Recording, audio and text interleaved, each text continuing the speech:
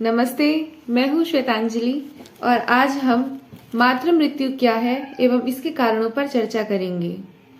मातृ मृत्यु पूरी प्रेगनेंसी के दौरान, डिलीवरी के टाइम पे, डिलीवरी होने के 42 दिन के अंदर अगर गर्भ संबंधी किसी भी जटिलता के कारण लेडीज की मृत्यु होती है तो हम उसे क्या बोलते हैं?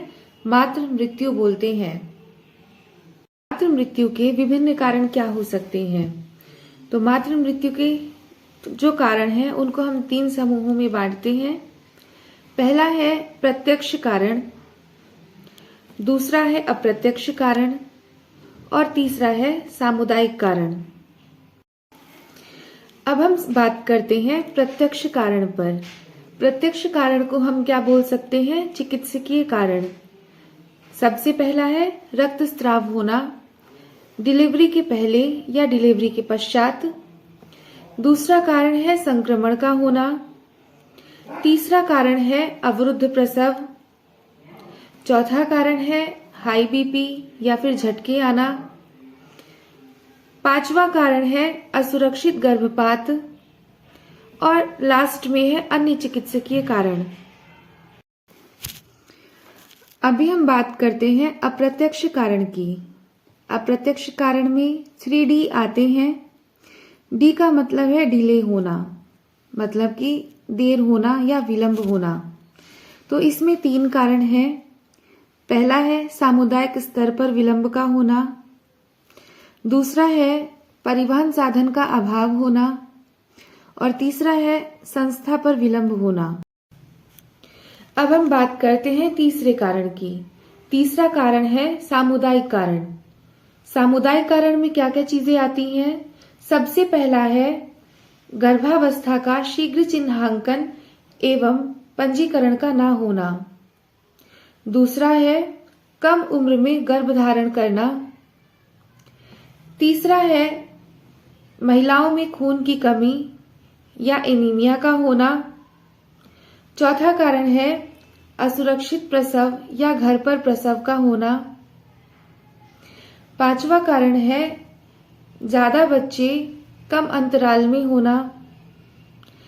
छठा कारण है चिकित्सालय में 48 घंटों से कम रुकना और सातवां कारण है प्रसव के पश्चात उचित देखभाल का अभाव।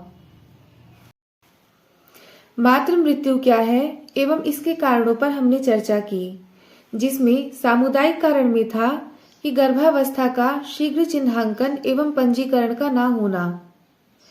तो शीघ्र चिन्हांकन एवं पंजीकरण का क्या महत्व है, इसे मैं एक केस स्टडी के द्वारा आपको बताती हूँ। तो राधा नाम की एक महिला है, उसे 7 महीने का गर्भ है। वो और उसका पति दोनों खेत में काम करते हैं। राधा ने एक भी जांच नहीं करवाई है और ना ही आशा से किसी भी तरीके की उसने सेवा ली है। आशा जब भी उनके घर जाती तो वो घर पे नहीं मिलती। राधा के पैरों में सूजन रहती है और जब भी वो कोई काम करती है तो बहुत जल्दी थक जाती है। जब वो अपने पति के साथ उप स्वास्थ्य केंद्र जाती है तब उसे पता चलता है कि उसका हीमोग्लोबिन बहुत कम है और साथ में ही उसका जो बीपी है वो बढ़ा हुआ रहता है। डिलीवरी के दौरान जटिलता होने के कारण उसका ऑपरेशन किया जाता है। ऑपरेशन के दौरान उसका बहुत सारा खून बहता है और बहुत मुश्किल से उसकी जान बचाई जाती है। साथ में जो बच्चा पैदा हुआ रहता है वो बहुत कमजोर रहता है और उसका वजन भी बहुत कम रहता है। ये जो केस स्टडी हमने अभी सुनी है, इसमें कुछ बिंदु निकल करके आते हैं। सबसे पहला है, क्या यह स्थिति गर्भावस्था में देखभाल से जुड़ी हुई है? दूसरी, कि क्या इस परिस्थिति से बचा जा सकता था? तीसरी, क्या इस समस्या से जल्दी चिन्हांकन एवं पंजीकरण करके बचा जा सकता था? तो ये कुछ ऐसे बिंदु हैं जिन पर अगर हम ध्यान अपना लगाएंगे तो मातृ मृत्यु को हम बहुत हद तक कम कर सकते हैं।